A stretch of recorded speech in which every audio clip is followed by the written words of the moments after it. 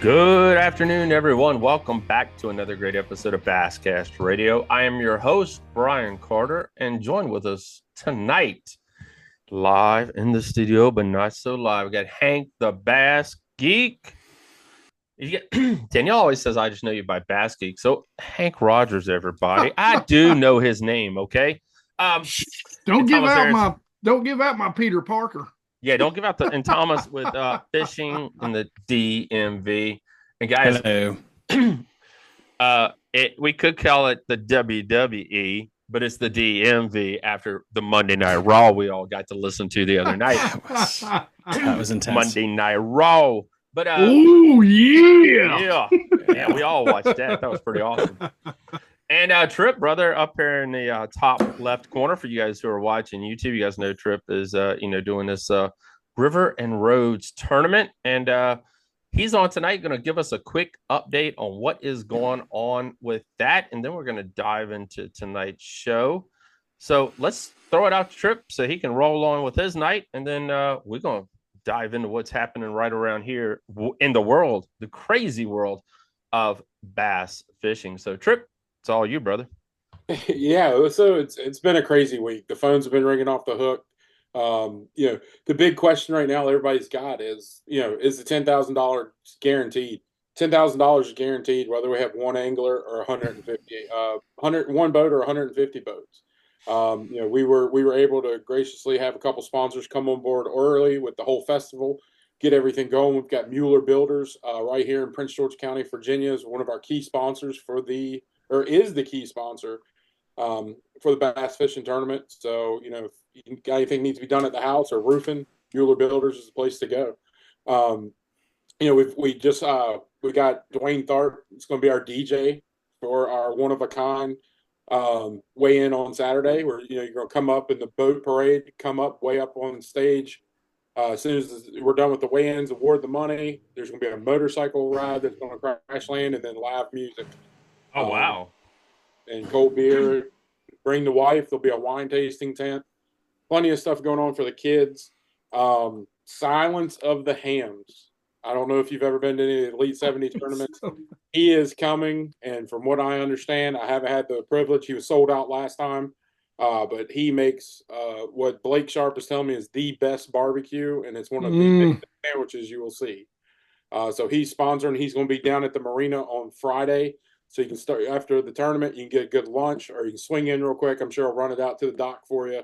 But we're super excited to have him down there cooking for everybody, making sure everybody gets. Listen, Trip. Listen.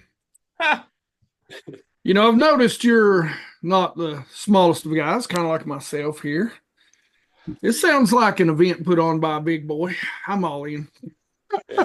Beer and barbecue. And then a little bit of That's what I'm saying. That's what I'm saying. And they're gonna run it. Yeah, barbecue. I pull up to the dock, show my live wells, get a barbecue sandwich and a beer. I mean, if I'm not driving the boat, let's be safe, everybody. And then go fishing. Best time on earth. Yeah. So between that today, it's just been crazy. I've gotten a lot of phone calls. A lot of good conversation with Steve Camp, who is our tournament director, Blake Sharp, who's assistant tournament director. Just super excited in what we're bringing to the city of Hopewell. And, what a better way than to show everybody our sport in the outdoors. We're centering this whole festival around bass fishing and fishing two great rivers that are right there. We're right in the heart of it where the two rivers meet. And we're having a good time. And somebody's going home with $10,000. You heard it right here. Somebody's taking home $10,000. All right, where can they go to get registered, find more information, and all that great stuff? Yeah, so we've got all the rules, regulations, and you can register and even sign your waiver online at hopewellfishing.com. It's a website that my company Harvest Shots built for the tournament. It's got the registration. We just finished this week. After I talked with you last week, we have a live scoreboard. So as we weigh people in, the weights will be double checked. They go into a Google spreadsheet and it automatically posts directly on our website live. That's awesome. So if you can't make it Friday to watch, a good friend or family member weigh in, we'll be able to have that up there where you can see where they're at on the leaderboard and make sure and keep your fingers crossed that they make the cut to come back on Saturday in the top 25. The Basscast will be there as well, guys. We will be taking photos, interviewing anglers, and just talking the whole thing up. So you heard it. Make sure you guys get signed up, get registered. It's going to be a great time. Bring some extra cash with you so you can eat some of that great barbecue. I know a lot of people take debit cards now. If you don't take debit card anymore, I don't think you can make money. But like I said, make sure you guys bring everything and be ready for this event. Trip, brother, appreciate you coming on again, updating us on what's happening.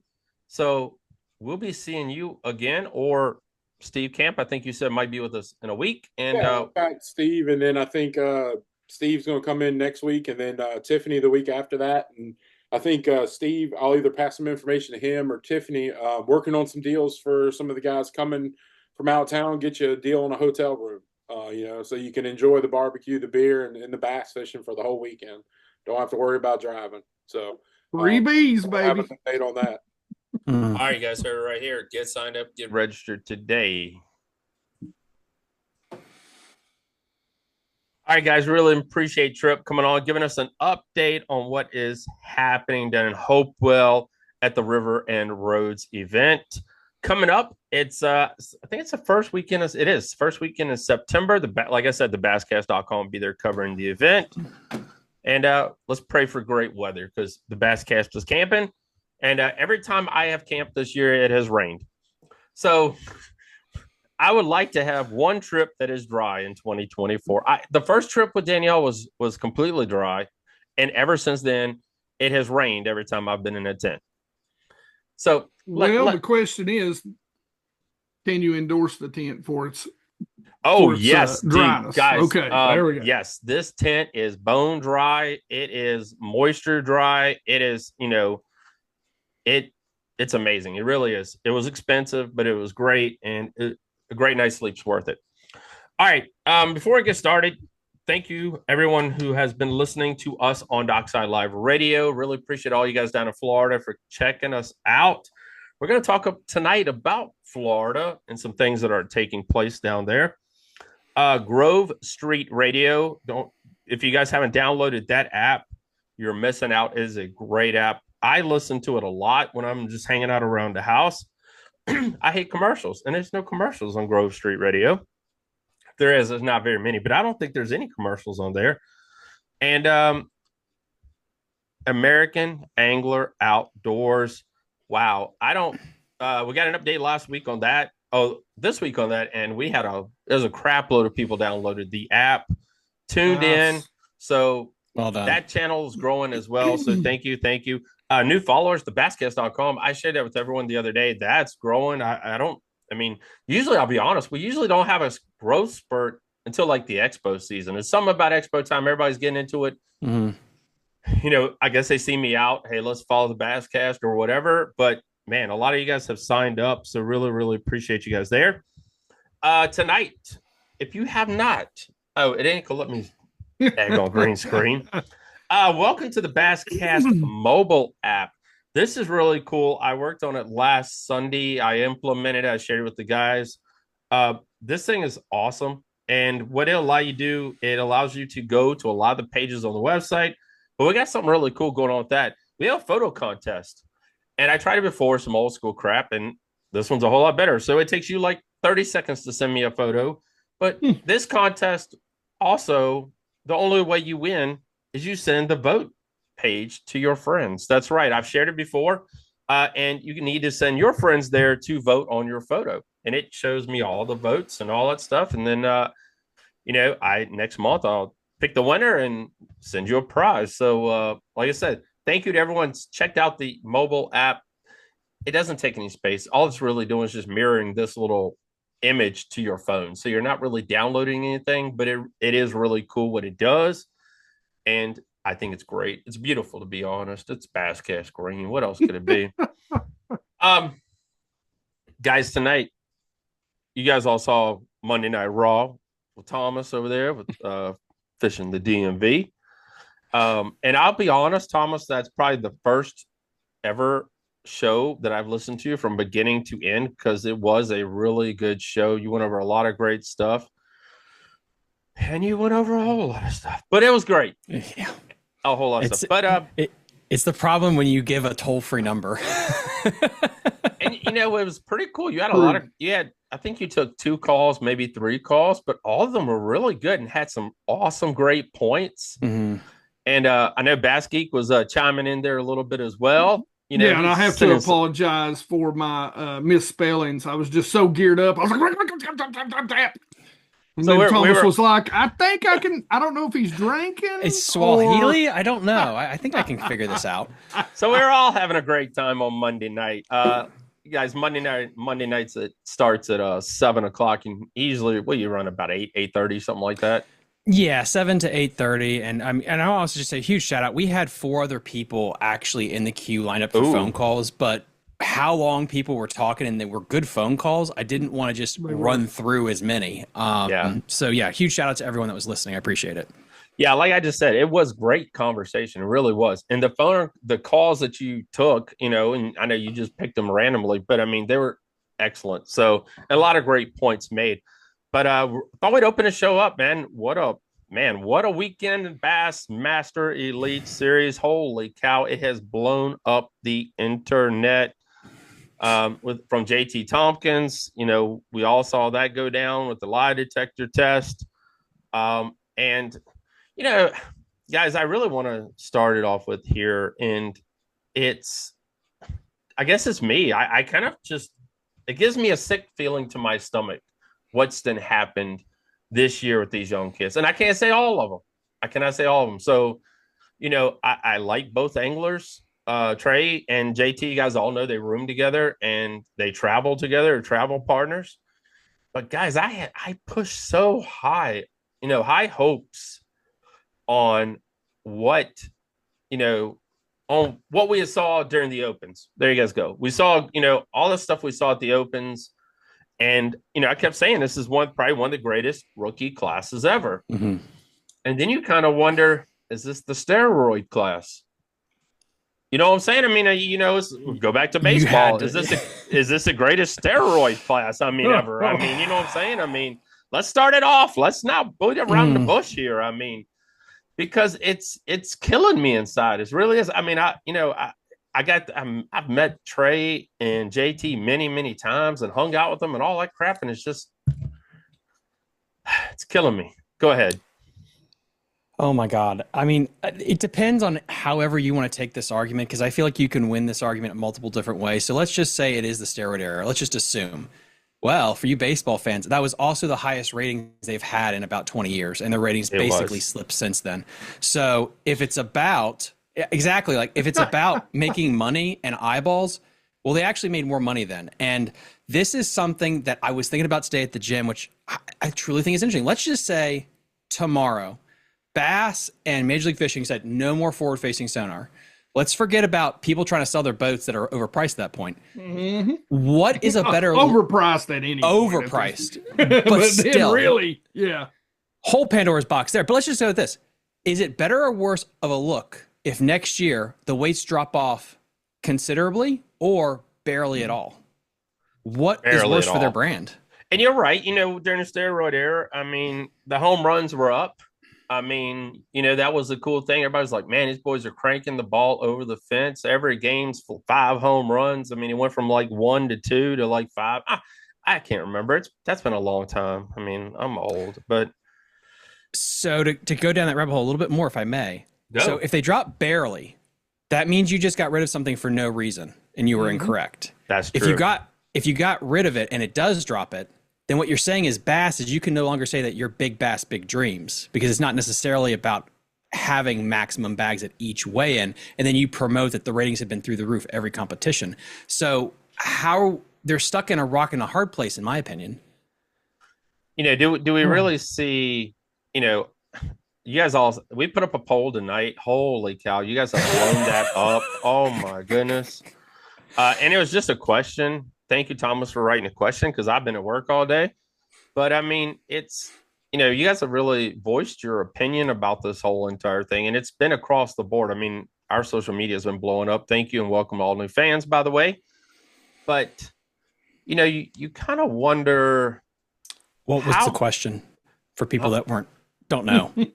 Oh, yeah, we can go find out really quick. So The question is, while he's scrolling through it, there was some controversy. I guess there was some this is where I learned about it. Let me preface it like that Trey had a coach at some time in his life. He had a coach, and the conversation I had on Monday devolved into just the idea of having a professional fishing coach, because all sports have a coach. And I was not specifically stating whether he did right or wrong, but just the thought of that. When you have so many people that are against forward-facing sonar, to me, it's interesting where they can say you need to ban the forward-facing sonar because it gives you an unfair advantage, but we can also have a professional fishing coach. Well, I can't square that round peg. It doesn't make sense to me. Well, but my question, and I think this is the same thing, but because they're competitors, let's go to the Scott Martin house. Let's go to the Jacob Wheeler house. Now, do we think for 1 second those guys are not working together? They might not be sharing checks. I mean, we've heard, and I almost wonder if maybe a couple of brothers from Canada, I mean, they might be working that out. But I mean, but my question is, there begins to be a lot of gray lines. Tennis, individual sport. Yeah. There's coaches. Each player has their coach. Golf. That's true. Golf. Individual sport has their,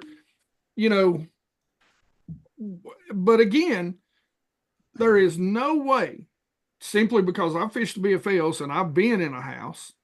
I've fished the Morristown Marines and I've been in a house. And I know we've coordinated areas. Yeah. Now I know that's in the rules, and I know you can do that. You can do that amongst, but going outside of the house is where it gets, into the gray area. But now he wasn't technically outside of the house because this happened in the opens, so he was a co-angler. And what's so interesting is I think it comes down, I actually will probably just do a side video on this thing because I went down a rabbit hole of just stats and stuff. I think when we say age groups in fishing, what we really mean is generations. Yeah. Mm-hmm. And and this is going to tie back into that question here. But basically, so if you look at, and I have this up here, if you can share screens or I can send it to you and you can copy paste it over. If you look at the demographic of ages in fishing right now, 13% is 6 to 12 year olds, 13 to 17 year olds is 9%, 8 to 24 is 9%, 25 to 34, 15%, 35 to 44, 15%. 45 to 54 is 14%, and then you have 13% at 55 to 64, and then above is 12. So 39% of your fishermen are 45 plus. Now, this is a fun stat. This is a fun stat. Oh, this gets even more juicy. Then I Googled, what is the age group that most likely plays video games and has the most screen time? Well, guess who has the lowest? 6%, 65 plus, 9%, 55 to 64, and then 12% is 45 to 54. So when it comes to scope, the generation that is comfortable with technology and screens is Trey's, is that younger demographic. Oh, yeah. So, of course, the boomers and all those older people are refusing it. But if you say the word coach, that's cross-generational. And the amount of hate I got in that poll, which is 60-40 split, by the way, 60% say a coach is perfectly fine because I had one in a T-ball coach, which is fine. But that to me is so interesting where I think that's where this fight is it's between different generations of people. Yeah, I 100% agree. I agree with that too. But then we run into the policing of a coach. And we run into what does a coach really mean? And we start kind of, you don't see, a coach helps. Okay, I will go with golf. You got a swing coach that helps you with your golf swing and all like that. But, once you get out there, you have a caddy. Now we can kind of consider, the caddy does help a little bit. He'll refer back to the caddy. We've seen that, what do you think I should use and recommendations. He's a little more like a spotter in NASCAR. Right. He's a spotter in NASCAR. Yeah, right. He's spotter and stuff like that. And I kind of consider that as being a kind of like the co-angler and the angler. You know what I'm saying? When you're on a boat with a co-angler and you're like, hey, I've never been here before, or I have been here before. And, you guys kind of discuss like a little game plan, even though you're fishing together, you both want to win together. That's, that it's kind of the same thing. But then we kind of go into the elite side of it. And And it's kind of, you wonder if that would be something that Bass would maybe move into, like Major League Fishing. I mean, I don't know how much, because I have never really read all the Major League Fishing rules. There's so many. There's got to be There's a so lot. damn many. But how much does during a pro Major League Fishing event does he talk to his? Mm-hmm. You know what I'm saying? Or is it you can't talk to him? Someone would probably be able to comment and make a comment below this audio video. It just what I feel like there's this double standard, because we're probably going to eventually get into the Clark Wendlandt thing, what he said. And a lot of people, when I put this poll out there, are the people that say, like, you can't do forward-facing sonar. It gives you an unfair advantage, but you can't have a coach. It's like, okay, then why don't you pay a coach to teach you forward-facing sonar so there's no problem? And it's like, well, no, you can't do that. It's like, okay, so the arguments around forward-facing sonar can be broken every single way when you bring it up against logic and reality. And when I got this blowback about talking about coaching, they're the same people that were complaining about forward-facing sonar. And it's like, what are you talking about? Yeah. And, and I'll tell you, being 50 years old, okay, now I'm a technology guy. I was a gamer, before gamers were a big thing. I was playing, Pong on a black and white 13-inch screen against myself all night long. So I've gamed, I've played every console out there. I'm a network engineer. I'm a computer guy, right? So, but the point is I'll never forget the day after I got to go out on Cherokee with John Soka. And it's like somebody just told me, because I believed in Santa Claus. I knew Rudolph was on the roof of my house. And somebody looked at me and told me, yeah, Santa ain't real, bud. Because when I seen what I seen on the live scope, I was asked the next day by one of my best buds, a guy who I've traveled with, and he asked me, he said, is it legitimately that good? And, now this is my first experience with it. I'm watching a pro catch them on it. And, for me, I was like, everything we know is wrong about what bass do. And there is a emotional, because this is the argument that I get, or that we hear, I think, more than anything else, is, well, I've spent years. Well, I'm sorry about your luck that you've spent years learning lies, learning inaccuracies, learning bull. Finish that. Because it's bull. 50% of it is garbage. And they're not really inactive in the winter. They're not inactive in the winter. I caught them in 42-degree water, 5 foot from the surface, chasing shad like they were on fire. Yeah, I remember that too. In 30-degree weather, where my guides were freezing up. Go ahead, Tom. I love it's emotional. I love what you said there about, like, well, I have done this before in the sport, because this weekend I was listening to football with my dad. I went back into town to watch the Redskins. They will always be the Redskins, not the Commanders. And they were talking about the different generations of football. And this is what it is. It's the old guy that saw Joe Montana. He's like, you know what we used to do in the day? We used to stack the box and run it down the middle. It's like, yes, during World War II, that's what you did. But now you better spread, get back in the shotgun. This is the new, it's football, but it has evolved. It has changed. And that to me, like, blew my mind. That's what's happening with forward-facing sonar. We're still bass fishing, but we can't do it the same way we did it back then. Yeah. I mean, I've said, I think it's a lot of people who they just take the side of ignorance as bliss. They'd rather not know. I want to know. I want to know what's actually happening. What are the fish doing? That was an eye-opening moment and a sad moment, because, like I said, emotionally, I felt like everything that I'd worked so hard to learn was false. Yeah, and it was whoa. It's interesting. Go for it. I don't want to stay on this topic too dang long, because we are going to talk about it later on another show. But what someone, as crazy as someone told me, is like a while back that he was fishing Smith Mountain Lake the same way he was fishing it before forward-facing sonar. And, I don't think it's I think it's the part where the older generation said, I just don't want to learn it. You know what I'm saying?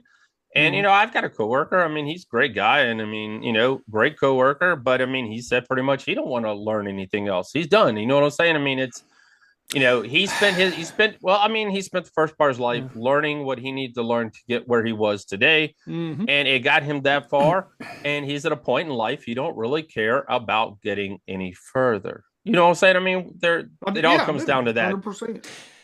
But you can't complain about it. But yes, you cannot complain about it, and that's definitely true. If you're good with what you're doing, and it's legal, and you're on what we call the slide. You're on the slide. You're just on the slide. You're ready to slide on out the door. It's over. It's done. You're just easing on.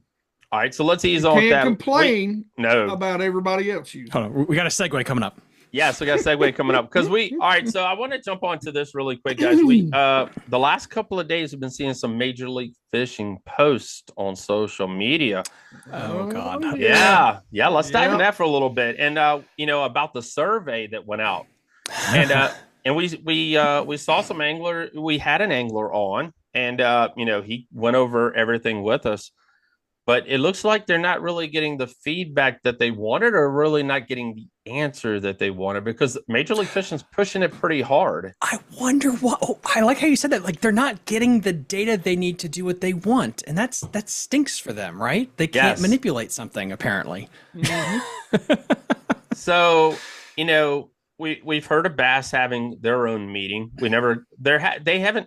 That's crazy, because Bass, we always thought Bass would be a whole lot more open with their meetings and with their information than with Major League Fishing, because that has been the issue with Major League Fishing.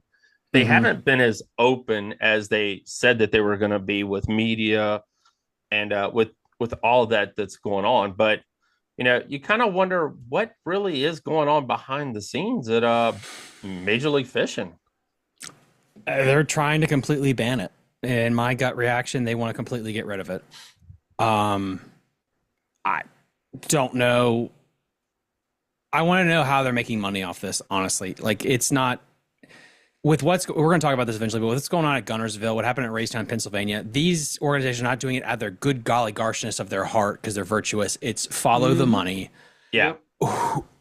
Where's the payday coming from? But we know them. We know that Major League Fishing's already hurting because the field's been cut. My boy Gray Buck got cut from from the Bass Pro Series. Keith Poche, I think, was one of them. There's a couple other. There was a bunch of anglers. The whole list has come out. I watched the list being read the other day. So I mean, we know that there's no money there, or the money's going somewhere else. And I made a couple of posts about this too, because I posted this question too. This one went off was, what are the optics like if in this alternate reality, the BFLs banned forward-facing sonar because the co-anglers let it happen? That was the question. All hell broke loose. But the thing I put in the comment section to that was someone basically who was saying like, good, they'll still show up if we ban it off their boat. Blah, blah, blah. But then I said, like, why isn't no one talking about hyperinflation, gas prices, the amount of different regional tournament organizations that are now here, like CAT, like the one you run, there's a lot more regional ones, and then also the rise in kayaking. None of that comes up in conversation. It's just point to forward-facing sonar. It's the devil. It'll fix all of our problems. Yep. Go ahead. I brought this up, I think, like really at the beginning of the year before you came on, Thomas. And, at the beginning of the year, we were seeing this push to I know this weekend is the first Cast Kings event on Smith Mountain Lake, and it's a $200 entry fee, guys, if you haven't signed up already. And I'm not really a push for that, but this is a push for, an individual angler fishing by himself. And we saw that, the ABAs were doing that as well. And, a lot of other people are looking at diving into that because of forward-facing sonar, because you wonder how you're going to be able to cash a check from the back of the boat. You're just going to get lucky. Or should we go back to a 3-fish limit for co-anglers on the back of the boat with forward-facing sonar? I think a 3-fish limit for co-anglers should have always been in place. I don't know why we ever went to 5. Secondly, I stress this. we should not overreact like we did with the Alabama rig. Yeah. And I know this is a little different, but I stress it.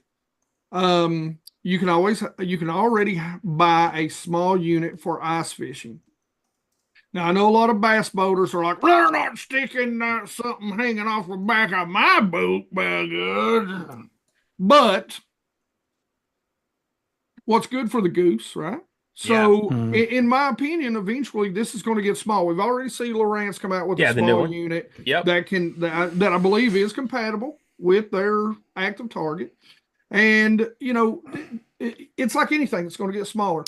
I think the Coes should be able to bring a unit on. Now I understand as a Co that may be an expense. I mean, even a 10 or a 9, you're looking at about $2,500. But again, $2,500. How many of these? I can't tell you how many YouTube where I see guys bank fishing with a $600 combo or a Metanium reel, and they're fishing from the bank, and they got a G Loomis, and it's a $1,200 rod and reel. You know what I'm saying? I mean, in the grand scheme of things, for both boaters and co-anglers, you're setting on this expensive boat. Yeah. But $3,000's hard for you. Hey, buddy, a bag is hard for some of my friends. I can't say nothing. I mean, it's a $800,000. It's $100,000. I went 800 crazy. Oh, it's $100,000 bass boat, but I don't have a $25 bag because I spent all my money on electronics and a bass boat. Well, and you are a tech guy, and you as well need to educate these people out there. Good luck with that. That technology goes down in price. Yes. This Chinese company just came out with, they probably just stole the patent, honestly, with the forward-facing sonar technology Garmin has. It's going to go down in price. That's, again, every argument they have can be broken apart. And this is a hot take. This is just mine. Don't dox anyone else here on the panel. I think a lot of co-angling is antiquated. It's like the boater on boater draw. A lot of people get pissed with that. A lot of people get mad with how BFLs handle a boater. And I know a lot of boaters get mad. It's like, I spend so much money in 2024 with the gas, with everything else that we've talked about, and I go to the ramp, and then, by the way, we didn't have enough co-anglers sign up, so you got to do a boater on boater draw. Have a nice day. Yep. I could go to how many other circuits? Yeah, like it. But they're focusing on this one thing, and that's what's interesting. Why just that one thing? Is that the quick fix, or is it just the anglers putting enough pressure on them to do this one thing? And where is the organization? There's two parts to this. Where's the organization that will just say, we don't care, you can just use whatever you want, that's fine? Crappie fishing has both sides, the non-scope and then the regulars.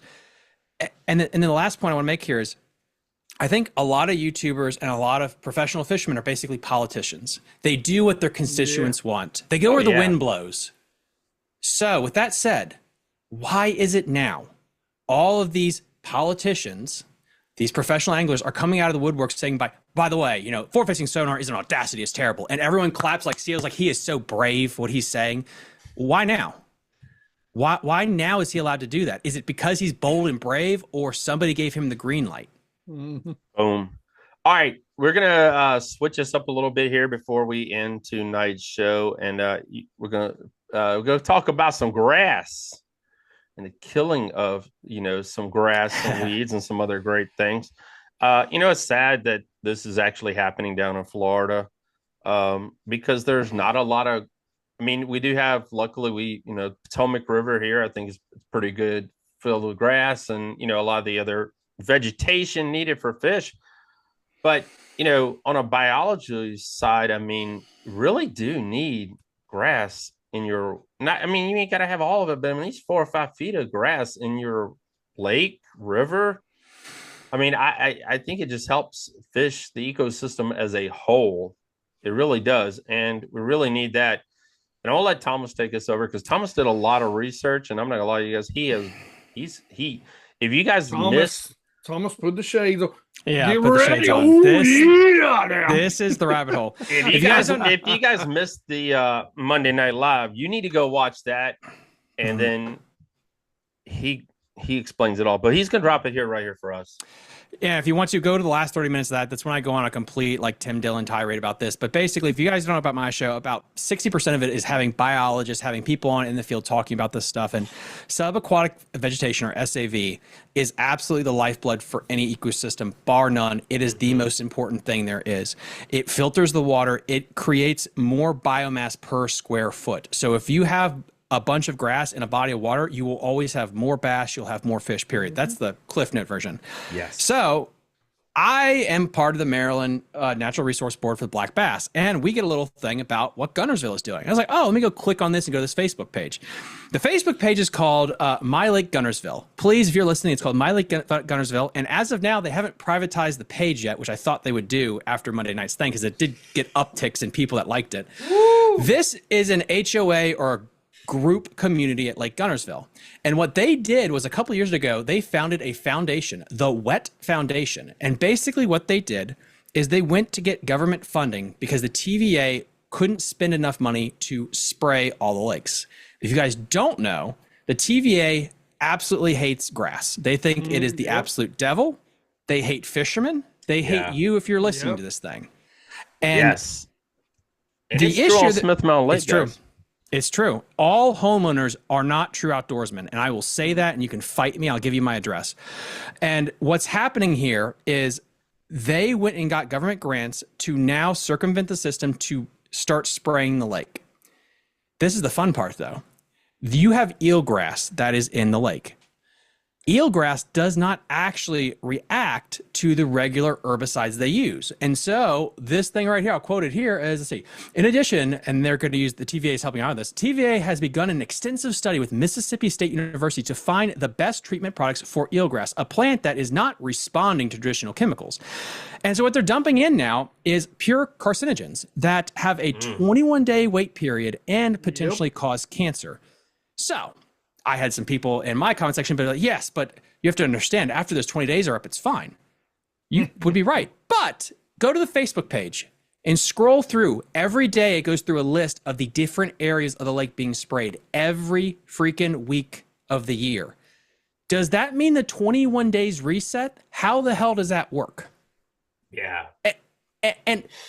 And to finish this tirade off here is, there are two places I think that we could call the Fenway Park, the Wrigley Field of bass fishing on the East Coast, which would be Okeechobee and Lake Guntersville. Okeechobee's gotten killed for many reasons, and one of them is the absolute spraying. The Harris chain is a shell of what it was because of overspraying. And now they're taking Guntersville, which doesn't have a massive community. It is fishing. And I guess what is interesting about this is, for the amount people will complain about forward-facing sonar and tray and all this other stuff, I have not heard anything on social media about this. Whether this should be done or not, there is no conversation, which is shocking. And how many pros do we know? I mean, I can sit and run through Mark Daniels, G-Man. Let's see. I mean, I can sit here and run through a handful of pros who live on Lake Guntersville, and we've heard not a peep out of him. Not a peep. The Alabama Bass Council. Where's he at? He loves to tell everybody. Alabama Bass Council. You know, where's he at? Where's he at talking about spraying the grass? Does he even know? Is he paying attention? And one thing that's interesting, when they talked about Lake Cayuga is a different lake, but something that was interesting in an article I found was they were stating, the Homeowners Association there in the Tennessee department was, we are trying to maintain 20% of the lake for grass. Understand what that means when the government says that. They are saying, we believe 20% of this lake is allowed for bass fishermen. We believe 20% of this lake is for actually the wildlife. We dictate most of the lake is for people to pleasure boat on, no one else. So all your tax dollars as a fisherman, that's how much they care and value you, is 20%. That's it. Yeah, because, you know, we all had that conversation a week ago with, you know, where our money goes for bass fishing license, and you know what it actually goes to, and you guys can go back and listen to that. But I mean, you kind of wonder what the hell is going on with these people. What is wrong? It's these HOAs, and it's basically people not willing to do something about it. Jared Mounts, who runs Jake's Bait and Tackle up here, there's a little private lake there called Lake Holiday. It's about 500 acres, but there was a board he wanted to get on to try to actually stock the lake again. And he got there and he said, Tom, there was like 8 people there and they were all stay-at-home moms. They were the ones deciding basically everything for the lake. Now apply that to Guntersville, Lake Chickamauga, name the lake and look at who actually makes the laws for it. And that's sad that we don't have more people that are like, yeah, I will go take a look and see what they're talking about. So guys, we said it at the end of the last show. I'm going to say it again at the end of this show again, guys. You need to pay attention to what is happening on our bodies of water. We all love fishing. We have lots of tournaments here. I mean, I think, I know Geek wasn't, I can't remember who missed that show, but it was Thomas. But me and Geek we were talking about the new rules that they're looking at voting on for Virginia and, limiting tournaments. Yes. And, some boating stuff. I think another one's slot limits on some of the different lakes and rivers. But man, you guys need to pay attention to what is taking place. Cause and you better get your vote in before they go, Smith Mountain Lake's only allowed to have 10 tournaments a year. Yep. Or they vote for you. And then what they do is they do what Maryland does, where it's only a tournament if there's a weigh-in. So then all of a sudden catch photo release becomes a thing and it goes underground. And it's these minorities, like up here at the Potomac River where I'm at, it's like, oh, well, there's just too many tournaments here. It's like, no, fishing licenses are going down. There's less people fishing today than there were 2 years ago. The issue is you all decided to go to the same river at the same time. That's the issue you're bumping into. And everyone has this thought like, well, it won't affect me. I'm going to get everyone else's tournament organization canceled, but mine's fine because I'm the bestest ever. It's you got to just get this out there, and all you got to do is write in. All you got to do is vote. All you got to do is something like that, and you can get your voice heard. And last thing was, we talked about this in the last show we did with the BPT coming to the Smith. That's great, because if Smith Mountain is in national headlines as a fishing place, it's a lot harder for an HOA and a random person to shut fishing down from the lake, because these aren't outdoorsmen that are on these boards. It's a Karen, it's a Jerry. And they'll open up like, oh, wow, we're headline news. This is important. Otherwise, it just gives them a way just to quietly just let it disappear. So you guys need to head on over to the Virginia Game and Fish website. Make your voice heard. Give your opinions. I'll tell you this right now. Things are changing on Smith Mountain Lake. It's changing especially for the Bass Cast Tournament Series. New owners have come in. And I was told by the owner, the old Crazy Horse, ain't a lie. It's $500 to host an event there now. Yeah. And we're running out of places to host tournaments, running out of locations because, during COVID, all you guys rented pontoons. Hopefully you guys are still all renting pontoons because they've kicked us out. So I hope you guys are all still renting pontoons and doing all that. But, it did come back a lot to the anglers themselves. And, one of the locations I was going to, you guys were not putting the $5 in the box, the $10 in the box, wherever the ramp fee was. And, that was a big issue. And it became a really big issue there for a while. And I think that's what it kind of came down to it. And like I said, that's just being responsible, guys. It really is. I mean, you bought 100, and I ain't gonna say everybody. Please do not think I'm taking this out of context. Everybody, because a brand new boat now, G3, whatever, starts about 35, 40,000, goes to 100. You bought one of these boats. Come on, put your $5 in an envelope, and that way, even if it's an $8,000 boat, you are spending enough on gear, tackle, Save a pack of worms. It's costing you $6, $8, and put the daggone $5 in there. So please, like I said, take care of your bodies of water. Take care of what's happening in Central Virginia. Just pay attention to what's going on and pay attention. Like I said, Thomas does a great job, fishing the DMV, and he keeps you guys really in the date with the biology part of it. What is happening to our waters, and he's made. You guys aren't following, please do, because he's made lots of great opinions of what's happening above us, Maryland, and DC, and we do not want to see that come south. Let's just say that, because you will not like what's coming. Yeah, I mean, shoot, fishing license going up.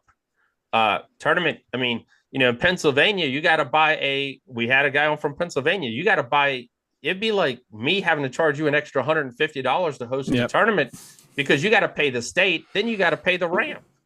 So, I mean, we do not want any of this. Vote, get your opinion made.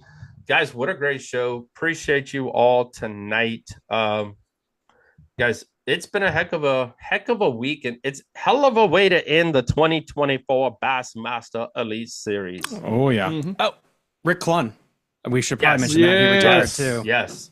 End of an era for him. Yeah. Good job, sir. We need to get Rick on the show, because he could probably tell us a crap load of stories, and it would probably be it'd be mind blowing, to be honest. So, I mean, a crap load of stories about, frick the history of bass. I mean, he really, he's been doing this the whole daggone history. So, I mean, he is